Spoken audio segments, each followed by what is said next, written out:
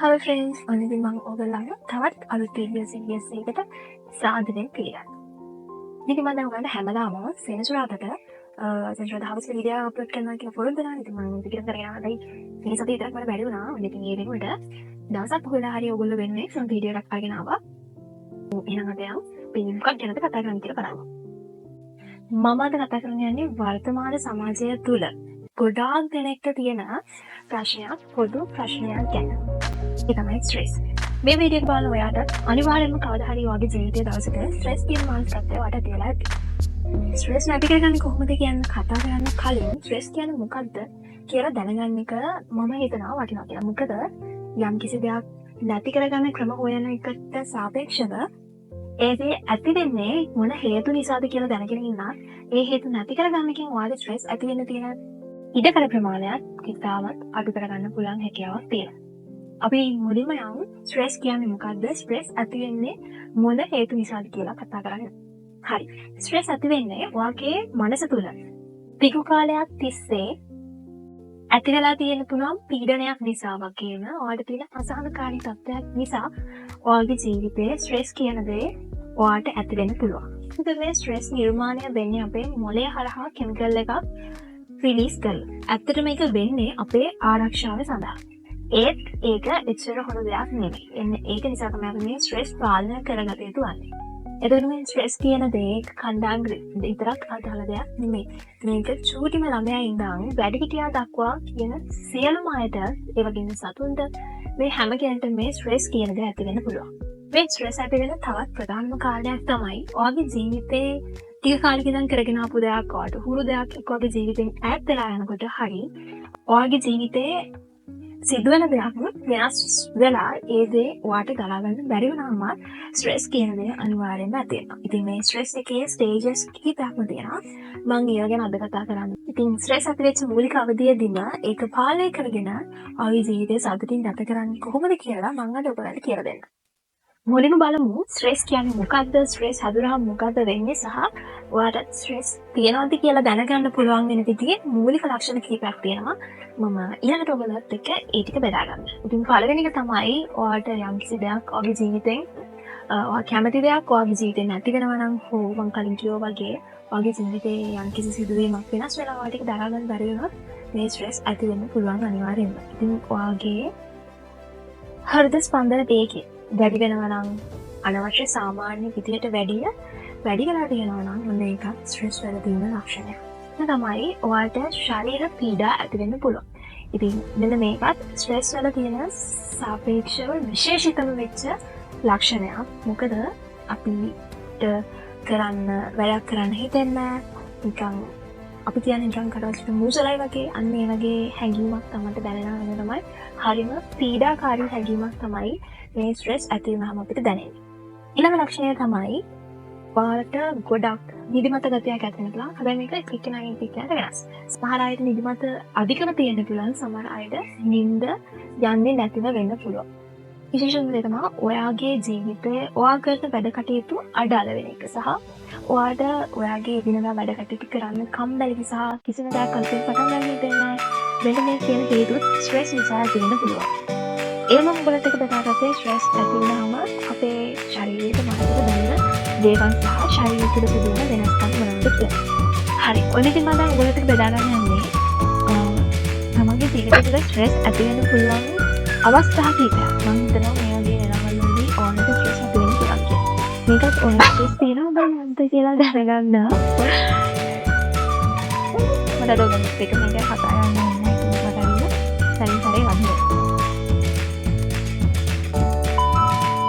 sorry අපි යන්නේ stress ඇති වෙන අවස්ථාවක් කියලා මොකද දැනගන්න ඒකත් ඕනද ගොඩක් වෙයි ඔයාලට පාලනය කරන්න යන්න. අපිට දැනෙන විදිහට මානසික ස්ට්‍රෙස් ඇති වෙනවා කාර්යබහුල වීම සම්බන්ධ ජීවිතේ ඒකාකාරී වෙලා වැඩ ගොඩ ගැහිලා තියෙද්දී මානසික ස්ට්‍රෙස් ඇති වෙන්න පුළුවන්. ඒ වගේම තමයි තමන්ගේ රිලේෂන්ෂිප් එකකදී ඒක අහිමි වීම හෝ ඒකේ වෙනස් වීමක් සිදු වෙද්දී මෙන්න මේ කියන දේවල් නිසා මනුස්සයෙක්ට ස්ට්‍රෙස් කියන දේ ඇති වෙන්න පුළුවන්. අනිත් එක තමයි ස්ටුඩන්ට්ස් ලාට තියෙන ලොකුම ප්‍රශ්නය තමයි එක්සෑම් ස්ට්‍රෙස් කියන දේ වර්තමානය වන විට බොහෝ ළමයිට තියෙනවා. ඉතින් මේකත් ස්ට්‍රෙස් ඇති වෙන්න සහ ස්ට්‍රෙස් ඇති වෙන අවස්ථාවක් විදිහට හඳුන්වන්න පුළුවන්.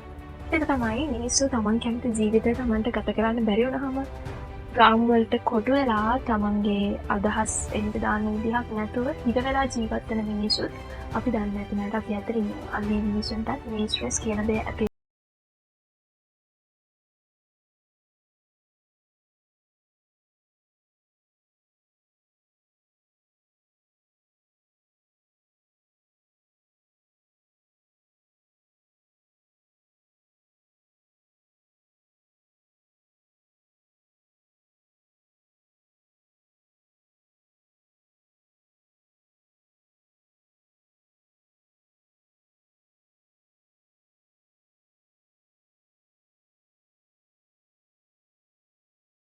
මිනිස්සුන්ට ස්ට්‍රෙස් කියන දේ ඇති වෙන්න පුළුවන්. ඉතින් මම හිතන විදිහට මේ ස්ට්‍රෙස් ඇති වෙන්නේ අපේ බාහිර සමාජයෙන් අපිට සිදුවෙන බලපෑම් සහ අපි තුලින් අපේ අභ්‍යන්තරය තුලින් අපේම ආකාරක්ෂමතා නිසා තමයි මේ ස්ට්‍රෙස් කියන දේ මිනිස්සුන්ට ඇති වෙන්නේ. හරි. ඔන්න ඉතින් දැන් ලස්සනම කතාවට යන්න.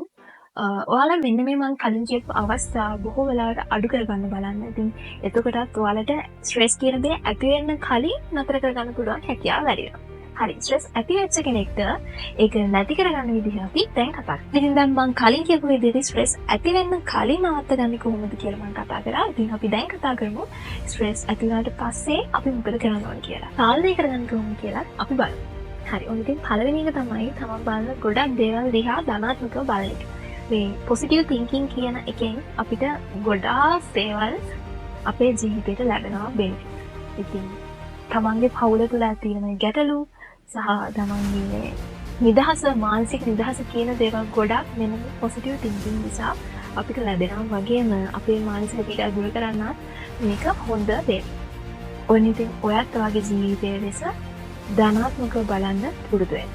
ඊළඟට තමයි යහපත් ජීවන රටාවකට පුරුදු වෙන්න. මෙන්න මේ කියන දෙකේ අදාළ වෙන්නේ අර අකාර්යක්ෂමතාවයක් සහිත සහ තමන්ගේ දවසේ වැඩ කටයුතු හරියට කරගන්න බැරි වෙලා සහ එක්සෑම් වලදී ස්ට්‍රෙස් වෙන මෙන්න මේ කියන කණ්ඩායමට මේ යහපත් ජීවන රටාවකට හුරු වෙන එකෙන් මේ ස්ට්‍රෙස් පාලනය කරගන්න පුළුවන්. එහෙම තමයි ඒත් එක්කම තමන්ගේ එදිනදා වැඩ එදිනදා ඉවර කරන්න අමතක කරන්න බෑ. ඒකට මේ ස්ට්‍රෙස් කියන දේ ඇති වෙන්න තියෙන ඉඩකඩ බොහෝමයක් අඩුයි. ඊළඟ තමයි තමන්ගේ ඇති වෙන තමන්ගේ සිත තුළ ඇති වෙන චිත්ත පීඩා බැහැර කරන එක.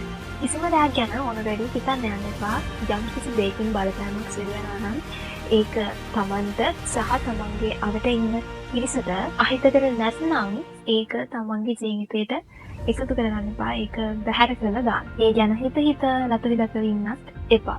මොකද ඒකෙන් කිසිම කෙනෙක්ට යහපතක් සිදු වෙන්නේ නැහැ. තමන්ට ඇති වෙන සිතුවිලි තමන්ගේ ඉමෝෂන්ස් පාලනය කරගන්න තමන්ගේ අභ්‍යන්තරය තුළට එන අනවශ්‍ය චිත්ත පීඩා බැහැර කරන්න අනිවාර්යයෙන්ම අමතක කරන්න එපා. තම කිව්වොත් හිතට ඔයාව පාලනය කරන්න දෙන්න එපා. ඔයා ඔයාගේ හිත පාලනය කරන්න. මේක ගොඩක්ම තමන්ගේ ස්ට්‍රෙස් නැති වෙන කරගන්න විතරක් නෙමෙයි තමන්ගේ ජීවිතේටත් ගොඩාක් වටින දෙයක්. තමන්ට ඇති වෙන ගැටලු බොහෝමයක් නැති වෙලා යනවා අනිවාර්යෙන්ම. පෞද්ගලිකව මම ආසම කරන දෙයක් තමයි මෙන්න මේ ක්‍රමය. ඒ තමයි ස්වභාව ධර්මයත් එක්ක ජීවත් වෙන මිනිසුන්ට කවදාකවත් මෙන්න මේ කියන ගැටලු ඇති වෙන්නේ නැහැ. ඇති වුණත් ඒ දේවල් බොහෝම අවම ප්‍රමාණයකින් තමයි ඇති වෙන්නේ. ඉතින් සත්තුන්ට ආදරය කරන්න, සතුත් එක්ක කාලය ගත කරන්න, පරිසරය විඳින්න තමන්ට නිවාඩු කියයි මෙහෙම වෙලාවක් නෑ, අපිට ඔකරගෙන ඉන්න වෙලාවක් නෑ කියලා. හැබැයි ඇත්තට මිනිස්සු තමන්ගේ කාලය නැති කරගෙන තියෙන්නේ. කාලය නැතුව නෙමෙයි සහ ඒ කාලය ප්‍රයෝජනෙට ගන්න දන්නේ නැහැ. තමන් වෙනුවෙන් කාලයක් වෙන් කරන්න, තමන්ගේ පවුල වෙනුවෙන් කාලයක් වෙන් කරන්න, කටියත් එක්ක ඇවිදින්න යන්න. විශේෂම කියන මේ පරිසරයත් එක්ක ජීවත් වෙන්න පුරුදු වෙන්න. ඉතින් ඒක ඔයාගේ ජීවිතේ ස්ට්‍රෙස් කියන දේ නැති කරලා දාන්න ගොඩාක් උදව් වෙයි. ඒකට මේ අපි වෙලා තියෙන ගැටලු වලට ස්වභාව ධර්මයේ විසින්ම විසඳුම් නිර්මාණය කරලා දීලා තියෙනවා. ඉතින් අපි දැනගන්න ඕනේ මේ දේවල් ප්‍රයෝජනෙට අරගෙන අපේ ජීවිතේ ලස්සන කරගන්න. තමයි මම හැමදාම කතා කරනවා මේ ස්ට්‍රෙස් පාලනය කරන්න ඔයගලන්ට මයින්ඩ්ෆුල්නස් ප්‍රැක්ටිස් කරන්න වගේම ඔයාලට පුළුවන් භාවනා කරන්න, එක්සර්සයිස් කරන්න, යෝගා කරන්න, ජර්නලින් කරන්න මෙන්න මේ කියන දේවල් භාවිත කළත් ඔයාලට ඔයාගේ ස්ට්‍රෙස් පාලනය කරගන්න පුළුවන්. ස්ට්‍රෙස් පාලනය කරන්න හොඳම දෙයක් තමයි ඔයාට ඔයාගේ ජීවිතේ ලැබිලා තියෙන දේවල් ගැන ගොඩාක් ස්තුතිවන්ත වෙන්න. ඔයාට නැති වෙලා යන දේවල් ගැන හිතන්න යම්කිසි දෙයක් නැති වෙනවා නම් නැති වෙන්නේ තවත් ඊට වැඩිය හොඳ දෙයක් තමන්ට ලැබේ. තමන් බාහිර පරිසරයට නිකුත් කරන්නේ යහපත් දේවල් නම් තමන්ට ලැබෙන්නේ අනිවාර්යයෙන්ම යහපත් දේ. තමන්ගේ ජීවිතය තුළ තියෙන තමන්ට නොබලපෙන දේවල් ජීවිතෙන් ඈත් වෙලා යන්නේ අන්න ඒ නිසා. හරි. තවත් විශේෂ දෙයක් කියන්නම්. ඒ තමයි ඔයාට සහ ඔයා හිතන ඔයාට හරි ඔයාගේ අපිට පරිසරයේ ඉන්න ඔයාගේ යහළුවෝ වෙන්න පුළුවන්, ඥාතීයෝ වෙන්න පුළුවන්, මේ කියන කාටම හරි ස්ට්‍රෙස් පාලනයම කරගන්න බැරුව බරපතල තත්ත්වයක ඉන්න නම් අනිවාර්යෙන් කවුන්සලර් කෙනෙක් හම්බෙන්න අමතක කරන්න එපා. වර්තමාන සමාජයේ වෙලා කවුන්සලර් කෙනෙක් හම්බෙනවා කියන එක ඇත්තටම මිනිස්සු ලැජ්ජ වෙන කාරණයක්. ඇත්තට මේක ලැජ්ජ වෙන කාරණයක් නෙමෙයි. ඒක ගැටලුවක් තියෙනවා නම් ඒ දේ තමන්ට කතා කරන්න පුළුවන් සහ විසඳුමක් දෙන්න පුළුවන් කෙනෙක් ඉන්නවා නම් එහෙම කෙනෙක් හරි හම්බෙලා ඉතින් තමන්ගේ ජීවිතේ ගැටලු නැති කරගෙන ඒ ලස්සනට ගත කරන්න අමතක කරන්න එපා. තව දෙයක් කියන්න මම ඔයගලන්ට ඒ තමයි ඔයාලට යම්කිසි සිදුවීමක් නිසා හෝ යම්කිසි බාහිර පාර්ශවයක් නිසා ඔයාලට ස්ට්‍රෙස් ඇති වෙනවා කියලා ගන්න. ඒ කියන්නේ ඔයාලා මම උදාහරණයක් කියනවා ඔයා තැනකට ගියාම ඔයාලට එතන ඉන්න අපහසුතාවයක් වගේ දැනෙනවා. සහ ඔයාට කෙනෙක් දැක්කහම ඒක නමුවට හම්බුණා මේ මිනිස්සයා හැසිරෙන විදිහෙන් ඔයාලට අහිතකර බලපෑමක් සිදු වෙනවා නම් ඔයා එතනින් ඈත් වෙන්න. සහ ඔයාගේ ජීවිතයේ මානසික නිදහස වෙනුවෙන් තර්ජනයක් ඇති වෙනවා නම් ඒ දේ බැහැර කරන්න සහ ඒ ඇති වෙන දේ බැහැර කරන්න බැයි නම් ඒකේ බලපෑම අඩු කරන්න. අනිවාර්යෙන්ම තමන්ගේ සතුට ගැන හිතන්න ඕනේ. එහෙම නැත්නම් මේ සඳ ජීවත් වෙන්න අමාරුයි. ඔයාගේ අතීතය ලෙස හැරිලා බැලුවාම සතුට වෙන්න පුළුවන් අතීතයක් හදාගන්න අමතක කරන්න එපා. ඒ වැඩ හින්දා ස්ට්‍රෙස් ඇති වෙන, එක්සෑම් හින්දා ස්ට්‍රෙස් ඇති වෙන කාලබෝල ජීවිතයක් ගත කරන නිසා ස්ට්‍රෙස් ඇති වෙන කෙනෙක් නම් මේ ටයිම් මැනේජ්මන්ට් කියන එක ඔයාලට ස්ට්‍රෙස් පාලනය කරගන්න ගොඩක් උදව් වෙයි. ඔයාලගේ දවස ප්ලෑන් කරගෙන ටයිම් වලට බෙදලා තමන්ගේ දවස ආරම්භ කරන්න අමතක කරන්න එපා. මේ නිසා ඔයාගේ ස්ට්‍රෙස් පාලනය කරගන්න පුළුවන් හැකියාව වැඩි. ඉතින් මේ ස්ට්‍රෙස් ඇති වෙන අවස්ථා එක එක්කෙනාට වෙනස්. ඒක හේතු නිසා එක එක්කෙනාට වෙනස් සිටුේෂන් වල තමයි ස්ට්‍රෙස් කියන දේ ඇති වෙන්නේ. ඉතින් ස්ට්‍රෙස් එහෙම ඇති වුනහම ඒ කෙනාට අදාළව කරන්න ඕනේ දේ වෙනස් වෙනවා. ඉතින් මම මේ කියපු විදිහට මම හිතනවා ඔයගලන්ට තමන්ට ඇති වෙලා තියෙන ස්ට්‍රෙස් එක මොන වගේ දෙයක් නිසා ඇතිලා තියෙනවද සහ ඉතින් මම ඒකට භාවිතා කරන්නේ ක්‍රමය මොකක්ද කියලා බලන්න හොඳට අඳුරගන්න පුළුවන් නේද කියලා. එහෙනම් තවත් අලුත් වීඩියෝ එකකින් හම්බ වෙනකම් ඔයාලා හැමෝම සතුටින් පරිස්සමෙන් ඉන්න. මම අදට කියන්නේ